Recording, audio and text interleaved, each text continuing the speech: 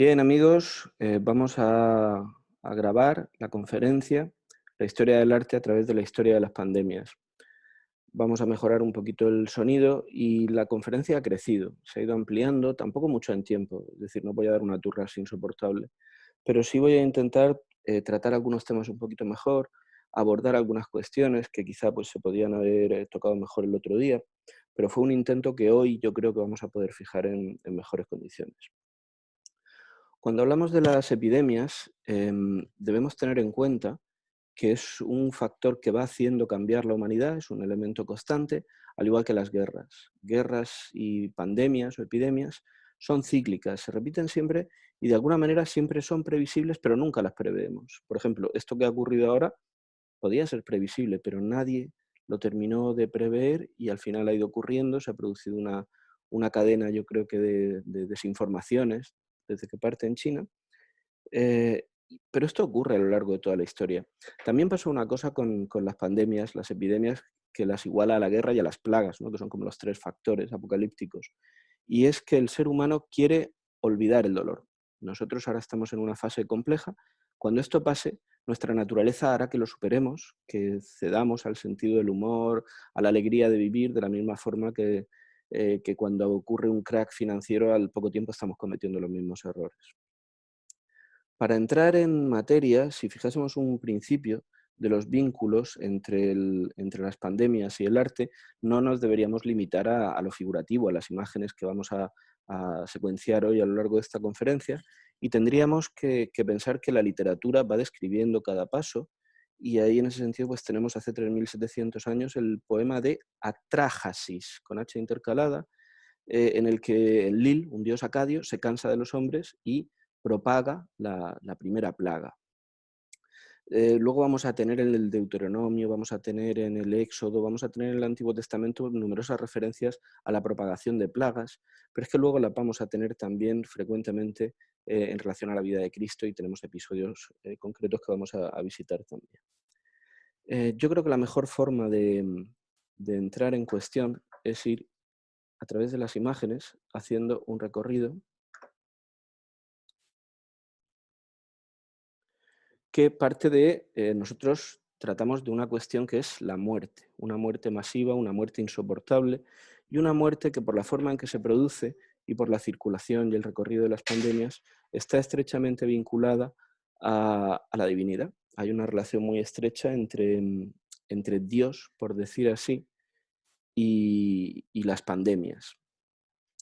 Tenemos una idea de la muerte, una muerte espantosa que tiene una representación figurativa, especialmente en el medievo, pero que la va a tener siempre y que vamos a encontrar no solamente en el ámbito europeo. Aquí tenemos, por ejemplo, un reflejo de la viruela en una cerámica. Tenemos un episodio, por ejemplo, de contaminación de viruela en la conquista de Tenochtitlán enorme. Las pandemias son, por decir así, universales y la prueba es esta que estamos viviendo ahora mismo. Vamos a tener como un icono muy fuerte, un momento altísimo, que es la peste negra, que se propaga por Europa en 1348, en realidad en 1347 es cuando empieza la propagación. Aquí tenemos una escena medieval en la que un médico está intentando extirpar un bubón. La peste, como sabéis, es la peste bubónica, también era neumónica, pero esta peste bubónica producía bubones, hinchazones en los ganglios. Ahora vamos a volver un poco a ello. Si vamos a las referencias literarias, tenemos que empezar esta secuencia por Sófocles y Edipo Rey, en el que Tebas, es un episodio en el que Tebas sufre una peste por el pecado de Edipo. Edipo mata a Layo, aquí tenemos un momento en una pintura decimonónica en la que está llevado por Antígona, recorriendo las calles en esta obra de Charles-François Jalabert.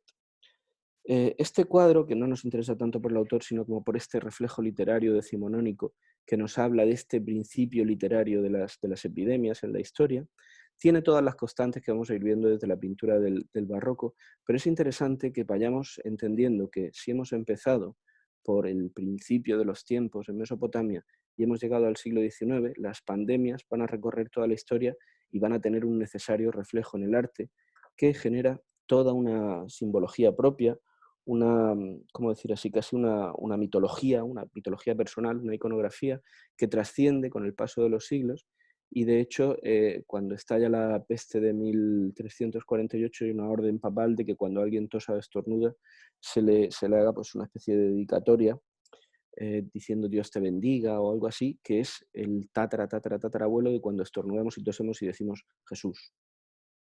Por lo tanto, las pandemias, las epidemias quedan en el imaginario colectivo de una manera muy fuerte. Yo creo que estas imágenes medievales que estamos viendo ahora mismo del siglo XV remiten a una idea que se transmite siempre desde el Antiguo Testamento hasta el medievo, incluso va a llegar luego al barroco, y es que la muerte, la epidemia, la peste, no va a respetar a nadie ni por su dinero, ni por su sabiduría, ni por su poder. Aquí tenemos, por ejemplo, esta muerte triunfante con sus dos heraldos a los lados que asaetean y disparan con un arma de fuego, con un arcabuz, a reyes, papas, que hacen todas las ofrendas. Aquí, de hecho, tenemos, si os dais cuenta, aquí estamos viendo a papas, a dogi, a duques probablemente, haciendo ofrendas de dinero, pero la muerte es incorruptible. Fíjate qué paradoja, ¿no? La muerte en ese sentido no va a aceptar ni siquiera el poder terreno, porque el poder terreno no le interesa. La muerte de la pandemia, de la epidemia, es ciega y solamente pretende la muerte y la destrucción. Vamos a partir también de una idea para entender dos reacciones contrapuestas a lo que representa la peste en los distintos cultos, ¿no? Si partimos del culto pagano, lo que tenemos es a un dios que quiere venganza. Es decir, los dioses quieren venganza contra Edipo por haber matado a Layo y por el crimen emocional con su madre tan tremendo que da nombre al complejo. En cambio, en el cristianismo hay un mediador que puede solucionar el tema, que son los santos. De hecho, hay santos taumaturgos, santos curadores y santos como San Sebastián o San Roque, a los que se les reza para que esta plaga, para que esta epidemia pase. Digamos que en cierta forma el cristianismo introduce una idea que es la posibilidad de una vida después de la muerte, y a esa idea se aferra la gente en el medievo. Partamos de que la vida en la Europa del medievo era muy dura. Es decir, las diferencias de clases eran extremas y estos reyes, que mueren igualmente, y estos papas, tenían una vida maravillosa, pero el 90% de la gente en Europa tenía unas condiciones de vida que hoy consideraríamos casi insoportables. Partiendo de eso, la gente vive para después de la muerte, vive para lo que ocurra después de morir. Por lo tanto, es muy importante esa idea que el cristianismo introduce, porque va a permitir a la gente superar, digamos, emocionalmente la plaga de este enemigo, que es un enemigo monstruoso, que es un enemigo que aquí en esta miniatura medieval pues, persigue y asaetea, ¿no? Es una representación de cómo la muerte, que va en un caballo, es una imagen que vamos a ver recurrentemente, eh, persigue a la sociedad personificada en este pobre personaje que reza encomendando su alma a Dios. Hay una cuestión también interesante, que es cómo se repiten los procesos, y en cierta forma todas las pandemias van a ser de una manera o de otra lo mismo. La peste negra de 1348 no tiene comparación con lo que está ocurriendo ahora mismo, porque la peste negra de 1348 mató a 25 millones de personas aproximadamente, que supone un tercio de la población de Europa, o en algunos autores incluso la mitad. Para que entendamos la magnitud de esta peste medieval, de la peste negra, eh, pudo extinguirse la vida en Europa. Existió una posibilidad real de que todos los europeos muriesen y miles y miles y miles de pueblos quedaron despoblados. Incluso hoy hay zonas que siguen despobladas por esa mortalidad tan tremebunda que provocó esta peste. Aquí tenemos una miniatura en la que ocurre algo que nos interesa mucho, y es esta multitud que lleva ataúdes a enterrar en un espacio abierto, en un momento en el que los enterramientos se hacían en iglesias. Es excepcional que se entierre a la gente en el campo. Aquí tenemos a un personaje que lleva un cilindro que es un muerto, es un cadáver, con los sudarios blancos que se utilizaban en ese momento y que vamos a ver recurrentemente. Esta saturación de ataúdes, este problema que parecen tener los personajes aquí con esa mortalidad desmedida, yo creo que a nadie deja de remitirle a esta escena que se produjo hace unas semanas en el norte de Italia, con el traslado de ataúdes por parte del ejército y de cadáveres, porque se habían superado las posibilidades, la capacidad estratégica de las ciudades en ese sentido. En cierta forma es un viaje de ida y vuelta, podemos leer las experiencias pasadas y aplicarlas al presente, aunque yo ya repito esto que decía al principio, que cuando esto pase lo olvidaremos y cometeremos los mismos errores, porque tenemos esa necesidad de superarlo. La iconografía medieval, ya estamos hablando, centrándonos en esa peste de 1348, define muy bien, por ejemplo, este es un fresco que hay en el Palacio Batellis, en Palermo, es un anónimo del siglo XV, es un fresco traspasado, llevado al museo, una pieza de gran formato, que nos introduce a los hechos de la peste negra. La peste negra tiene un origen incierto, pero viene de Oriente, parece venir de las llanuras mongolas, y en un momento determinado, en 1347, las tropas tártaras, o una banda de tártaros, saquea la ciudad de Cafa, en Crimea, que es una colonia comercial portuguesa, genovesa. Lo que hacen los tártaros es bombardear la ciudad con cadáveres. Esos cadáveres se pudren, al parecer, según el relato, algunos de los relatos de testigos y de supervivientes. Esos relatos se pudren, transmiten enfermedades y los genoveses abandonan la ciudad. De ese viaje hay 10 galeones que llegan a Italia, hacen puerto en Mesina y ahí contagian la peste negra. Esta peste negra la transmiten las ratas en un primer momento. Yo entiendo que también debieron ser los propios tripulantes de los barcos, pero son las ratas las que llevan la enfermedad y la han contraído devorando los cadáveres de los muertos, pero sobre todo la llevan las pulgas que viajan con ellas y después van a ser los piojos. Todos los parásitos van a ser un transmisor de esta enfermedad para la que el europeo no estaba preparado. De manera que conforme van haciendo puerto van transmitiendo esa peste negra a los galeones, que cuando llegan a Génova son rechazados. De hecho, son rechazados hasta se les bombardea, ¿no? Y se les saca de la ciudad a la fuerza, pero ya es demasiado tarde porque toda Italia está contaminada. Y en 1347 tenemos el testimonio de un médico almeriense, Abu Giafar Katemer, que cuenta cómo la ciudad de Almería pierde gran parte de su población por esta epidemia de peste espantosa. La peste va a tener como dos ramificaciones, hay una peste neumónica y una peste bubónica. La peste neumónica es pulmonar, se contagia por la respiración, por estos pequeños esputos, que es lo que está pasando ahora mismo. Tiene una evolución muy rápida en la que las vías respiratorias pues, sufren de una manera terrible y se acaba sangrando y se acaba muriendo.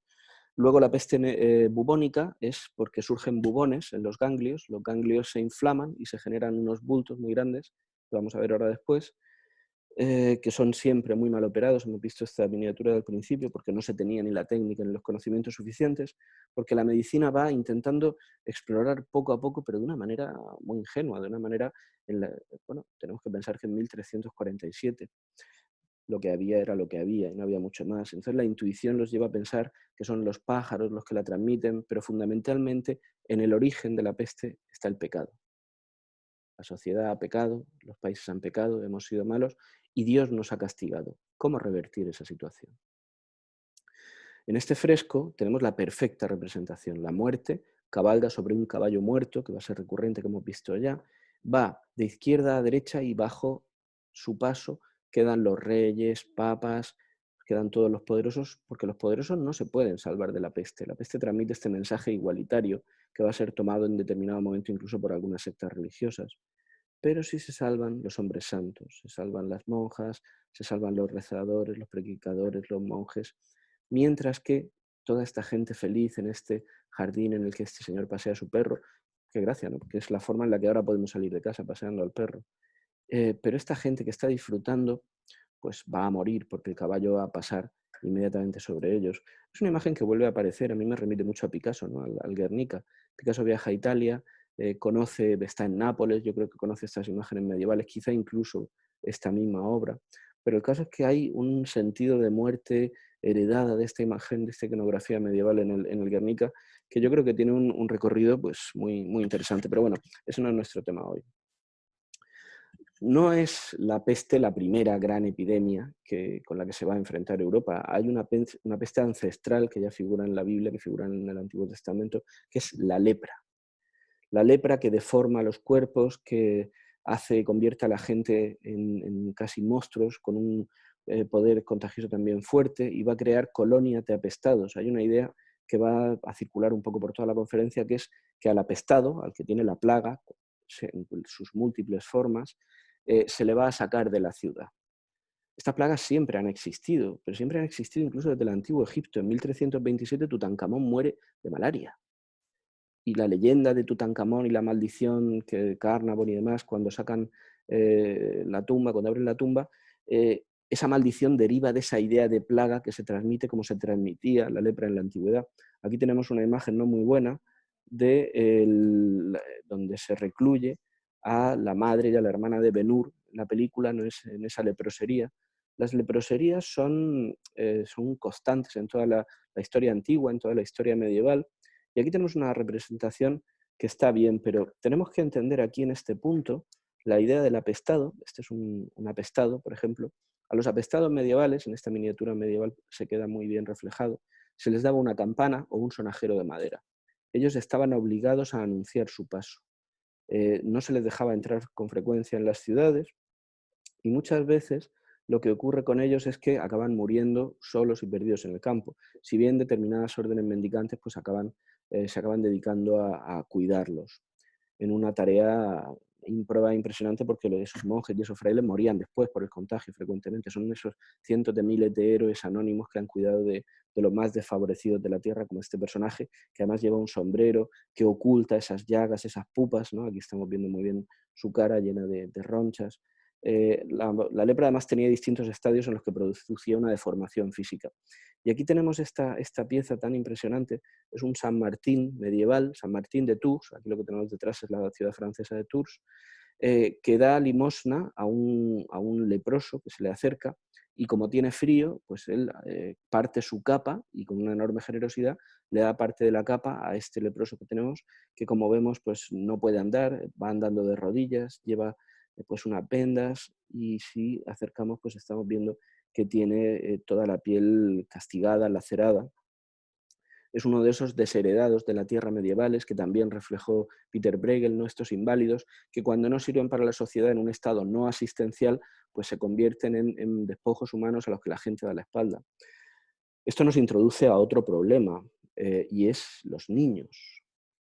En las epidemias no siempre mueren los niños. Cuando mueren los padres y sobreviven los niños quedan a merced de un mundo cruel, de un mundo en el que no existe el estado asistencial, en el que dependen de la suerte de que en un momento dado pues alguien se apiade de ellos, sea un religioso, sea un civil que pueda mantenerlos, pero después de cada plaga, Europa y el mundo se llena de niños que están pues expuestos a cualquier tipo de violencia, muerte, maltrato. Es un horror que va a ocurrir siempre y que va a definir una historia también en relación a lo que es una pandemia. Y es que esto es una cosa económica. Por mucho que se diga que la peste no mata a los ricos en estos frescos medievales, no se lleva igual una pandemia cuando se es rico que cuando se es pobre. En nuestras casas, desde las que tenemos esta conexión wifi, tenemos estas bibliotecas, tenemos televisión, tenemos Netflix, nosotros somos ricos. No estamos viviendo la pandemia como está viviéndola la gente que no tiene tantos recursos. Pero esto llevado al siglo XIII, al siglo XIV, al siglo XV, crece exponencialmente en el sufrimiento de la gente. Siempre va a haber personas que se van a ocupar de los demás. Aquí tenemos a Santa Isabel de Hungría en un lienzo del siglo XVII de Bartolomé Esteban Murillo. Ella se dedica al cuidado de estos leprosos que vemos representados y que nos está contando este cuadro que la lepra en el siglo XVII sigue siendo un problema real que no se ha terminado de afrontar. Y también la importancia de estos santos a los que hay que rezar. Volviendo a la peste negra, aquí tenemos un cuadro que está bastante bien porque tenemos arriba qué son los ganglios, qué son los bubones que se originan en los ganglios, que como sabéis, y todos habréis tenido infecciones de garganta, surgen en el cuello, o surgen en los sobacos o en las ingles, se inflaman y acababan pues, en algunos momentos supurando pus, y la muerte pues, venía de ahí. De manera que se opta, aquí tenemos un médico abriendo bubones, por intentar extirparlos cortando con bisturís, bueno, con elementos primitivos que son bisturís, y quemando, cauterizando. Se quema un hierro y una vez que se ha extirpado el bubón, se quema. ¿Qué se producía con esto? Pues generalmente una inflamación por una infección, septicemia, 70.000 problemas derivados de esa cirugía espantosa y cruel, sin anestesia, por supuesto, y el remedio pues solía ser peor que la enfermedad. Abajo tenéis una ilustración de la peste de la Biblia de Tottenburg, en 1411. Tenemos cómo pues, se llenaban los cuerpos de bultos y se iba produciendo una deformación que convertía a la gente también pues, en apestados, ¿no? El término viene de ahí. Este cuadro que hemos contado en Facebook, que es yo creo que una muy buena representación del proceso, ¿no? De lo que ocurre. Aquí tenemos un enterramiento delante de una iglesia, Y estamos viendo en un primer plano cómo se está enterrando a un hombre con un sudario. Abajo ya tenemos otra persona dentro de la tumba, muchos recordaré la historia porque la he contado. Y tenemos un tercer cadáver con el sudario blanco, que es este niño, ¿no? Tenemos a los dos enterradores, uno de los cuales muere en el acto porque ellos fueron las primeras víctimas, los enterradores. En este cuadro del francés José Lienefix, es un cuadro que quizá dentro de la historia del arte no sea un sumum, pero que dentro de un contexto antropológico y del conocimiento de la historia de las mentalidades es muy importante. Para empezar, el cuadro nos está diciendo qué clase social tienen los difuntos, porque se están enterrando en el exonártex, en la parte exterior del pórtico de la iglesia, lo cual significa que no tenían dinero suficiente para enterrarse dentro y tampoco eran unos desarrapados que se tenían que enterrar en el monte de cualquier manera, porque no tenían dinero para pagar eso. Entonces tenemos esta familia y tenemos una representación de dos grupos sociales. Uno, la sociedad seglar, la gente del pueblo, espantada, aterrorizada, frente a la serenidad del clero. Tenemos que tener en cuenta que el que paga el cuadro es el clero, obviamente, pero el clero suele mantener la compostura porque tiene un nivel de creencia superior en Dios que les hace estar más cerca. Existen también los religiosos corruptos, hay de todo tipo de historias que, por ejemplo, van a aparecer en el Decamerón y que conocemos todos. Luego tenemos un segundo paso porque siguen trayendo cadáveres, pero es que de la ciudad siguen saliendo y en lo alto estamos viendo cómo en este castillo, en este edificio noble, también están sacando. Volvemos a esa idea de que la peste no respeta a ricos y pobres y que ambos pues, van a morir igualmente, por mucho que, digamos, Dios te bendiga, como había ordenado el Papa. Tenemos esta ciudad que cierra sus puertas a la peste, pero que no consigue evitarlo porque siempre va a estar dentro. Y tenemos una parte muy importante aquí, y es el combate entre el bien y el mal, porque es la forma en la que se interpretan las epidemias a lo largo de la historia, en un plano místico y sobre todo en una dialéctica religiosa, en una confrontación, en un discurso en el que obviamente el mal no tiene defensa de ningún tipo y va a ser atacado por los arcángeles, pero tiene un intercesor fundamental que es, en este caso, San Sebastián, al que intercede ante Dios, que aparece entre estos nubarrones como en cierta forma alejándolos, y es San Sebastián el que va a conseguir que Dios acabe con esto. Van a ser los santos los que van a hacer que las pestes, que las epidemias pasen. La ciencia ciertamente no lo hizo. ¿Qué funcionó en estas pestes? El aislamiento, pero no siempre. De hecho, aquí tenemos una de las obras más famosas, es El triunfo de la muerte de Peter Bruegel, una pintura del siglo XVI, que se encuentra en el Museo del Prado, y que es interesante porque cuando vamos al Prado nos quedamos delante de los boscos fascinados, los hemos visto ya muchas veces, y no siempre nos fijamos en este cuadro, que es una obra maestra absoluta. Aquí tenemos nuevamente esa imagen de la muerte, cabalgando a lomos de un caballo muerto, un caballo putrefacto, y está metiendo a la gente dentro de este enorme ataúd que tiene una cruz encima, es un ataúd tardo medieval. Hablar de renacimiento en este contexto es complicado. Y tenemos el origen en esta fiesta, ellos estaban tan tranquilos, estaban jugando, tocando el laúd, jugando al backgammon, cuando de repente irrumpe la muerte. Es una muerte que no respeta a los reyes. Aquí vemos a una de ellas, uno de los esqueletos, que muestra una clepsidra a un rey caballero que muere mientras otra amasa el dinero que no ha servido para nada y otra con un capelo cardenalicio se está llevando también a un cardenal o a un obispo, a un personaje del alto clero, mientras un perro devora a un niño que se encuentra en brazos de su madre muerta. Tenemos imágenes tan icónicas, tan importantes, como es este carro que lleva calaveras, o este balcón de muertos con el sudario, que son una especie de resurrección de los muertos corruptos, animales, la guerra, porque la idea de la guerra está tan asociada a las pandemias, estas campanas que suenan avisando de lo que viene, pero que en realidad da igual, porque nadie va a ser capaz de resistir a las tropas de la muerte. De hecho, hay un juego interesante aquí, la existencia de las cruces, pero estas cruces no parecen representar nada en un campo lleno de tibios, en una guerra que es una representación de la guerra de la forma que el pintor la estaba viendo en Flandes y que se estaba viendo en toda Europa, porque es una guerra constante que tiene, por ejemplo, como fruto estas imágenes, ¿no?, de cadáveres en ruedas colocados a una altura que evitasen el apestamiento, ¿no?, que la gente se apestase. Hablamos siempre de obras de arte, pero no solo. La peste de 1348 en Toscana, por ejemplo, frenó edificaciones importantes como es la Catedral de Siena. Siena, que estaba haciendo la más monumental catedral, de hecho cuando vamos a verla todavía nos quedamos impresionados, y es solamente un brazo, es solamente una parte de lo que iba a ser. la obra queda incompleta y Siena ya nunca se va a recuperar en cierta forma de esta peste. Va a tener momentos, va a tener altibajos, pero ya no vamos a ser capaces de terminar con la magnificencia que se hubiera querido un proyecto medieval, que en el caso de Florencia sí se va a acabar. En Florencia, la peste, esta peste negra, se lleva por delante entre Florencia y Siena 150.000 personas, se lleva a más de la mitad de la población, y es una peste que cuando llega a Florencia va a tener una difusión en toda la Toscana que la va a dejar prácticamente vacía. ¿Qué se hace? Agradecer a Dios y rogar a Dios a través de exvotos.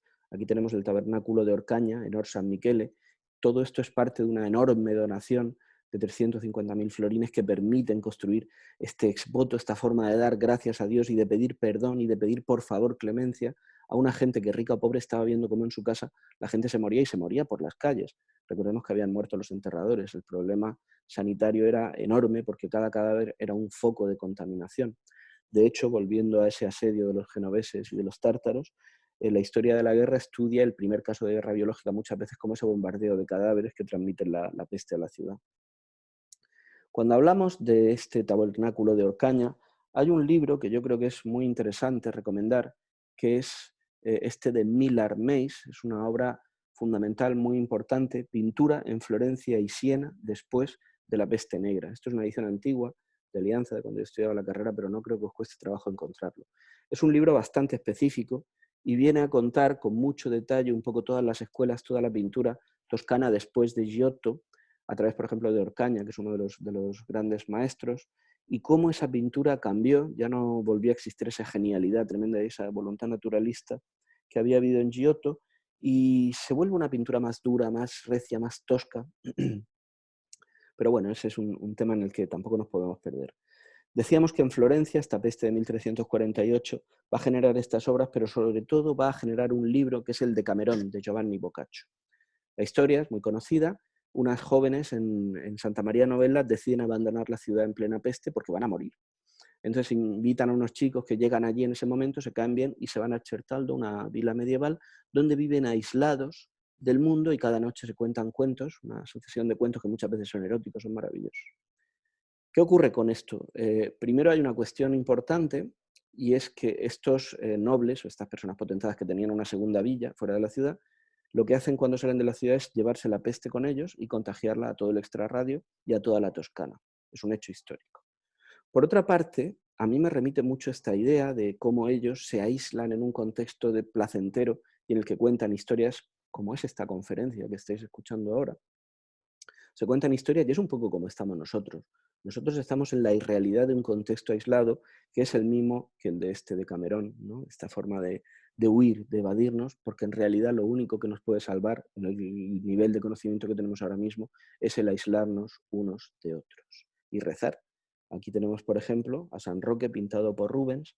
San Roque, que es con el perro de San Roque, que no tiene rabo porque Ramón Ramírez se lo ha cortado.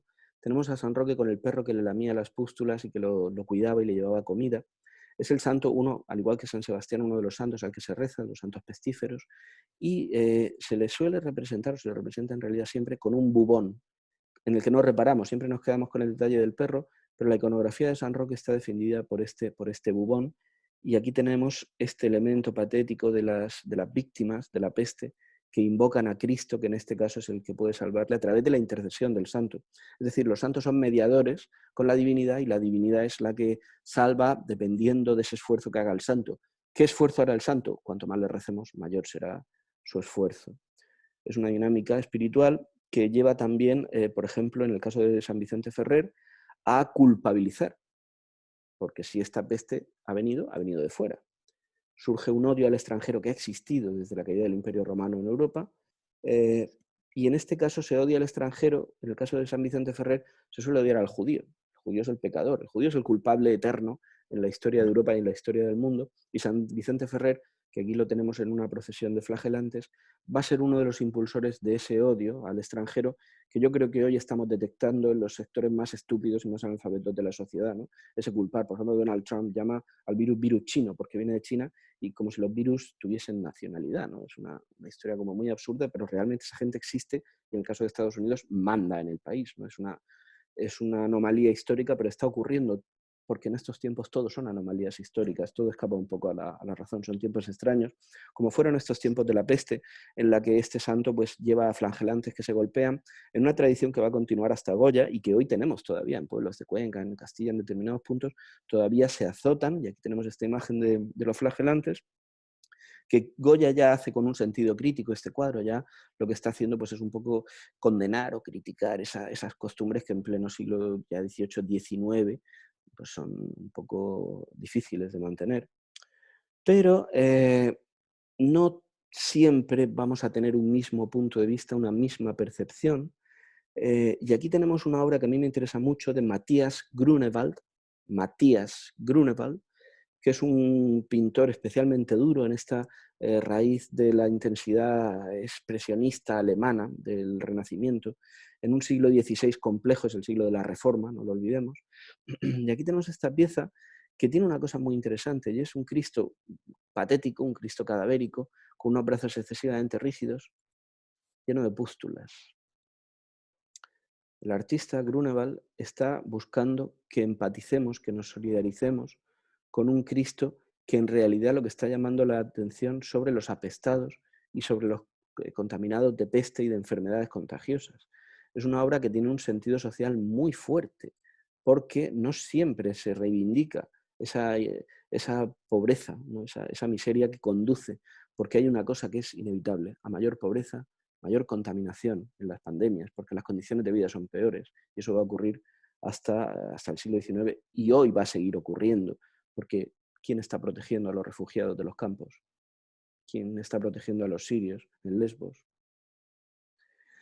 Entonces, aquí tenemos un artista al que le interesa, que se preocupa por que la sociedad empatice con esos apestados a los que está despreciando y está lanzando fuera de la ciudad. La idea del castigo bíblico es muy presente y en el medievo es recurrente, pero cuando llegan las pestes del siglo XVII, que van a ser especialmente intensas, también por la coincidencia con la Guerra de los 30 años, que va a asolar Europa y va a provocar incluso canibalismo en Alemania, va a ser una situación catastrófica, tenemos este cuadro, que es La peste en Adot o en Azot, de Poussin, Nicolas Poussin. Poussin es el gran maestro del clasicismo barroco francés, y en este cuadro cuenta una historia que todos conocemos, que es la de el Arca de la Alianza. El Arca de la Alianza habría sido diseñada directamente por Dios, se habría dictado a Moisés cómo hacerla, incluyendo estos ángeles, que tienen la función luego, una vez instalada en el templo de Jerusalén, dirigido por Salomón, de que Dios se sienta sobre el arca. O sea, es su obra de arte y la silla que él diseña. Démonos cuenta de la importancia simbólica del objeto. El caso es que los filisteos roban el arca a los israelíes y la llevan a la ciudad de Azot, donde la colocan entre las columnas del templo junto a la escultura de su dios Dagón. Al día siguiente, Dagón aparece decapitado y con las manos cortadas, y se produce en la ciudad una epidemia de peste. Es una epidemia que tenemos reflejada dentro de este lenguaje clasicista. Es una de las grandes obras de Poussin, no la más conocida, pero aquí tenemos el reflejo de esas preocupaciones del momento, como por ejemplo este padre que coge a un niño superviviente de una madre de la que ya ha muerto un niño, la madre pálida como está esta anciana, frente al color de la piel de este hombre que se tapa la nariz, porque sí existe la conciencia de que son las vías respiratorias las que están transmitiendo esta peste, que debe ser neumónica, pero que en cualquier caso la bubónica también, ¿no? Entonces tenemos ese castigo divino por el pecado de Azod, que es lo que va a permanecer en la memoria colectiva en todas las plagas. Si estoy sufriendo esto, es porque Dios me está castigando porque he hecho algo. No es la única representación, va a haber casi un pequeño género de esta historia del Arca de la Alianza que nosotros vamos a recuperar en Indiana Jones, pero en Indiana Jones se va a contar solamente una pequeña parte. Lo cierto es que el mensaje de la película de Indiana Jones y el Arca Perdida es el del final. La peste emana del Arca de la Alianza como venganza por haber obrado mal. Los nazis intentan robar el arca y, al igual que los filisteos, van a morir por esa peste que irradia, que al final quema los cuerpos de los nazis. Pues aquí está contagiando de peste a los filisteos. Siempre seguimos hablando de pinturas, pero aquí tenemos la Santa María de la Salute de Baldassare Longhemma, uno de los grandes edificios de Venecia, una iglesia que conocemos todos, que está al lado de la Punta de la Dogana, muy cerca de la Fundación P. Guggenheim. Y es una obra erigida en 1687, pero que arranca en 1630, cuando estalla la peste en Venecia. ¿Cómo estalla? Venecia tiene una visita del conde de Mantua, que cuando llega allí inmediatamente se detecta que está apestado. Venecia tenía una larga experiencia en epidemias porque es un puerto global al que llegan pues, todas las gentes, todas las riquezas y todas las enfermedades. Se detecta y se le envía a un lazareto y se le incomunica. Es decir, las medidas de cuarentena ya se habían aplicado a los barcos genoveses en el medievo, se siguen utilizando en este punto, ya son medidas bíblicas, y aquí en el siglo XVII van a ocurrir, de manera que el conde de Mantua va a tener pues, ese encierro, ¿no? Entonces, ¿qué ocurre? Cuando va al lazareto tiene contacto con un carpintero y ese simple contacto con el carpintero va a ser suficiente para que se contagie la plaga y mate a 80.000 personas en Venecia y cerca de 600.000 en todo el Véneto. Esta es una obra descomunal, la iglesia de Santa María de la Salute, con ese barroco triunfante y al mismo tiempo ese clasicismo del pórtico. Requirió 1.500.000 pilotes para ser montada, fue una obra descomunal con la que los dogui pues estaban agradeciendo a Santa María de la Salute el que se llevase la peste de la ciudad. Es un exvoto igual que estos cuadros con los que se estaba pidiendo clemencia. Cuando llega el siglo XVIII se ha tenido que aprender. La peste lleva 4 siglos circulando por Europa. Entonces, por ejemplo, han mejorado los atuendos y tenemos muchas representaciones. Esto que estáis viendo incluso lo están intentando vender en los anuncios de Facebook, estas máscaras retro, que a mí me parecen de mal gusto, ¿no? En un momento como este. De algunos médicos, como este médico alemán o el doctor Chicognó en Francia, que es un médico que parece, según algunas fuentes, es el que diseña este atuendo, de esa máscara con un pico largo, que por una parte remite a esa idea de que eran los pájaros los que difundían las epidemias, y por otra tiene una cámara de aire con una capacidad de manera que el médico pues, podía respirar. Además están perfumadas. El aire no es el aire pestilente, porque claro, todos estos apestados apestan, huelen mal. Entonces, de esta forma el médico se protegía del olor y se protegía también de los esputos, de la contaminación posible, protegía sus vías aéreas, igual que los ojos, los protegía con estas gafas rojas y el cuerpo con un traje que normalmente solía ser de cuero. ¿Por qué? Porque el gran problema de la peste son las pulgas que se agarraban a los sayales, muy toscos, muy vastos, a la ropa de la gente humilde. El cuero no. El cuero no tiene forma de que las pulgas se agarren con tanta facilidad.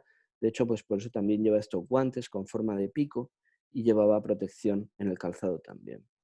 Esta peste del siglo XVIII, que tenemos, bueno, siglo XVIII, siglo XVII, aquí tenemos una representación de la peste en Antequera, un cuadro maravilloso. Aquí tenemos el hospital, que es una cosa que en el siglo XVII pues, empieza a ser más frecuente, pero que no lo había sido, porque la gente en realidad lo que hacía era desentenderse de estos cuerpos que quedaban tendidos siempre extramuros, ¿no? Estamos viendo en este documento tan importante, en esta primera franja, pues todo el pánico que provocaba la muerte, porque no se sabía en realidad tratar. Y aquí tenemos incluso cómo se está arrancando un bubón a un niño, ¿no? Aquí tenemos una escena muy patética y el pánico de la gente, los intentos de curación que suelen ser inútiles, como ocurre con la peste en Nápoles, que fue un episodio descomunal, aquí pintado por Domenico Gargiulo, lo encontraréis si os interesa como Mico Spadaro,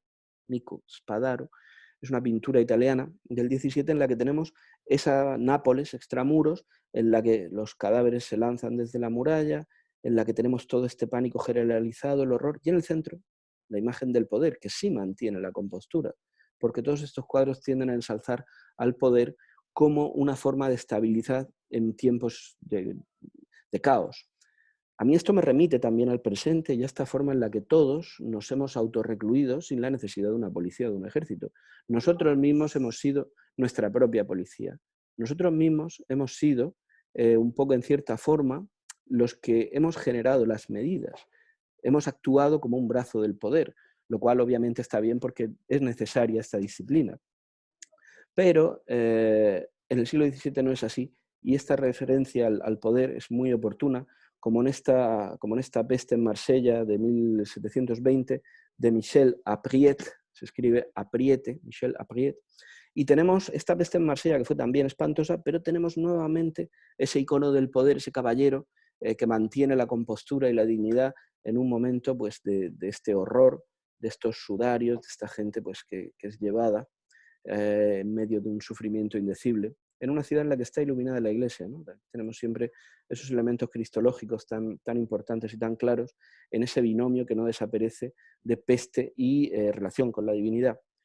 Son imágenes que continúan en el siglo XVIII y aquí tenemos eh, perdón, a Goya, que las va a llevar hasta el siglo XIX. Aquí tenemos La peste, que es colección precisamente del Hospital de Pestíferos en Madrid, de la fundación, de lo que fue ese hospital.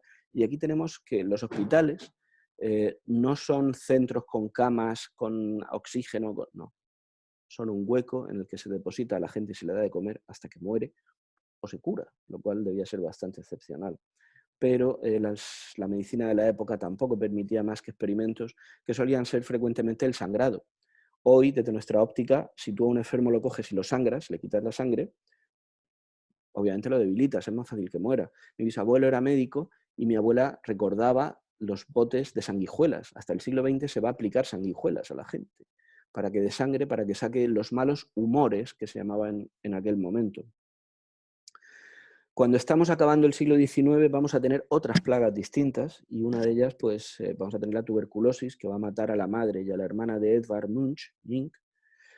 Aquí tenemos un cuadro aterrador pintado posteriormente. Creo recordar que la hermana de Munch muere en 1877. Este cuadro lo pinta un poco después y tiene un elemento trágico porque esa inestabilidad de Edvard Munch va a tener que ver con esta muerte porque él es el que contagia la tuberculosis a la hermana y a la muerte. Y luego va a pintar esta representación espantosa de la madre muerta. Es un niño que va a ver morir a su madre y su padre, que era un exaltado religioso, nunca se lo va a perdonar y ahí surgen todos los desequilibrios que van a definir la pintura de uno de los más extraordinarios pintores de la historia, ¿no? Las epidemias, porque la lista es muy grande, ¿no? Y aquí tenemos, por ejemplo, la sífilis. La sífilis, la enfermedad de Venus, fíjense qué machismo tan extremo, ¿no? Como si solamente fuesen las mujeres las que la contagiasen. Pero es que en este momento a los hombres se las pegan las mujeres cuando van a los burdeles. Luego van a su casa, se lo pegan a sus propias mujeres. Es un círculo vicioso, pero el caso es que la enfermedad es de Venus. Había un chiste de época que era pasar de Venus a Mercurio, porque el tratamiento se hacía con Mercurio. Y aquí tenemos este cuadro de Richard Tennant Cooper, en el que vemos la representación de esta mujer muy bella que ha contagiado a este joven que disfrutaba de la vida como un bon vivant, y aquí aparece este horror de la epidemia que le va a contagiar, ¿no?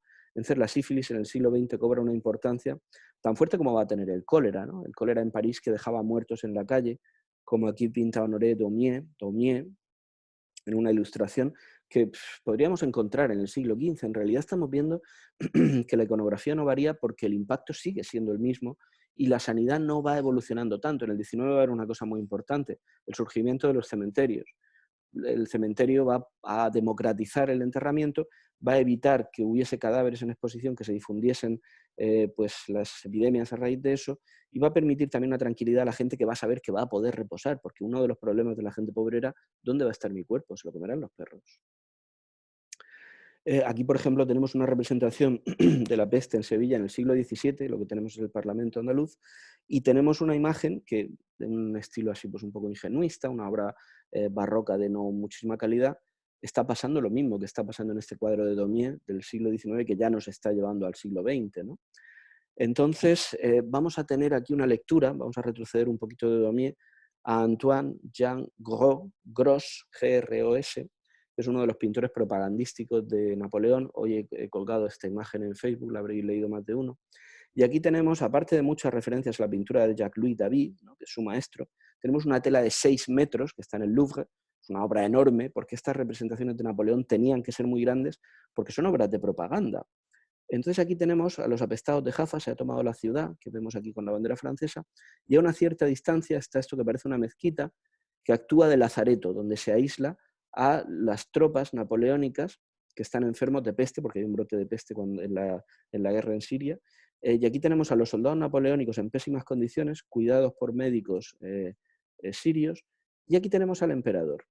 Primero tenemos un oficial que se tapa la boca con un pañuelo, ese conocimiento de la transmisión aérea, esa protección, pero en cambio Napoleón no. Napoleón a pecho descubierto toca el pecho, aquí tenemos una referencia cristológica, ¿no?, a la duda de Santo Tomás, pero lo que estamos viendo sobre todo es que el emperador no tiene miedo, y aún más, está sustituyendo al santo en la imagen de taumaturgo, porque podemos pensar que Napoleón puede curar. Esta imagen actúa sobre el subconsciente de la gente que ve al emperador con esa posibilidad de ser el santo que cura. ¿Se curó este soldado? ¿Será Napoleón tan poderoso que es capaz de sanar como hacía San Sebastián y hacía San Roque? Después de la Revolución Francesa, esa imagen de los santos no podía seguir siendo la misma como no lo había sido en Alemania después de la Reforma. La evolución de los tiempos lleva a nuevas formas y, en este caso, de propaganda. Pero volvemos a expandir el radio y a hablar de epidemias, pues de fiebre amarilla. En el caso de la que se produce en Uruguay, ya estamos otra vez pues en el siglo XX, en los albores del siglo XX, para hablar de Juan Manuel Balmes, que es un pintor muy interesante, no tan conocido acá, sí mucho allá. Y esta imagen de esa fiebre amarilla, que, démonos cuenta, repite los esquemas del cuadro de Poussin, ¿no? Esta madre muerta con el niño que busca el calor, el padre ha muerto en la cama, el niño que queda solo y se enfrenta a un mundo en el que la gente se cubre la boca y mira con horror a los apestados de dentro, y las autoridades, es decir, el poder, mantienen la dignidad y la estabilidad en el tiempo de caos. ¿No os habéis dado cuenta que en la televisión el gobierno nota los mensajes con un general? Que se presenta siempre un aparato hiperinstitucional para lanzar un mensaje de aquí está el Estado tiene a estos militares, tiene este poder, tiene esta fuerza, tiene tiene los científicos. El poder necesita representarse no ya tanto como Napoleón, eso es más cosa de reyes, pero sí como ese aparato institucional fuerte, esa estabilidad en medio del desastre que es este cuadro, ¿no? Esa tragedia tan inmensa que nos va a llegar a hoy, va a llegar a los años 80 a través de la obra de Nat Golding, que es una de las que documenta el SIDA en Nueva York. A partir del año 81 el mundo no va a ser igual. Aquí hemos solapado con el coronavirus la noticia de que ya están curando el SIDA, ya hay enfermos que no dan síntomas del síndrome de inmunodeficiencia adquirida. En los años 80 era un horror espantoso. Era un horror porque además tampoco se sabía cómo afrontarlo y se condenó a los enfermos a su culpa. Volvemos a esa pena medieval, ¿no? Esta epidemia es porque hemos sido pecadores. Se culpó a hemofílicos, se culpó a homosexuales, se culpó a drogadictos y se satanizó en cierta forma la enfermedad, de manera que los sectores más conservadores y más imbéciles de la sociedad pensaron que había una cuestión divina de culpabilidad en estos enfermos, ¿no? En España, Pepe Espaliu, que es un artista que muere en el año 92, que realiza el carring, que es esta acción, fue, yo creo, quizá el que de forma más interesante y más importante representó su enfermedad, porque además la hizo visible. La obra de estos artistas, por ejemplo, también la va a tener Félix González Torres, tiene una importancia muy fuerte en esa visibilización de la enfermedad en un momento en el que la gente lo que quería era demonizar, en cierta forma, y se apartaba, ¿no? Si lo de las mascarillas es una broma en relación a lo que ocurría con los enfermos de SIDA en los años 80 y 90. Y aquí pues llegamos a Félix González Torres, que es uno de un artista al que este año Arco dedicaba una sección, era un poco la bandera de la feria este año. Y tenemos esta pieza tan impresionante, que es una montaña de caramelos con el peso exacto de su pareja que había muerto de SIDA. De las complicaciones derivadas del SIDA. Y tenemos esa montaña que es su peso exacto. El visitante llegaba, cogía un caramelo y la pieza iba perdiendo peso rápidamente como lo había perdido él, hasta quedarse consumido prácticamente en nada. Pero existe un mensaje positivo y es que cada noche el museo recuperaba el peso total, de manera que cada mañana renacía y volvía a ser consumido y volvía a renacer como si el arte pudiese devolver a la vida. Y también un mensaje cristológico. Comíamos el caramelo y pasaba su esencia a nosotros de la manera que en la comunión se produce, ¿no? Entonces es una obra muy importante de un artista al que se le rendía homenaje en un arco, en el pabellón 9, que hoy da esta imagen. Siempre hablamos de ese vínculo entre arte y vida y aquí accidentalmente se ha producido una circunstancia que yo creo que nos hará pensar mucho y nos llevará a debatir mucho y a pensar, cuando hacíamos la conferencia, hablábamos también de qué están haciendo ahora los artistas, qué van a producir los artistas en el futuro sobre lo que está pasando. Obviamente ocurrirá. Ahora mismo hay una parte documental, hay una parte muy importante porque esto está produciendo imágenes documentales, pero tenemos que ver qué va a ocurrir en el futuro con esta epidemia que aquí representaba Böcklin, todavía en 1900, pero que es una imagen atemporal, permanente, siniestra, de esa muerte que cabalga sobre un animal, en este caso volador, en un horror eterno que son siempre las pandemias y que ahora vivimos. Y aquí llegamos al final. Espero que hayáis disfrutado, que os sirva y que, bueno, nos volvamos a ver dentro de poco. Muchas gracias.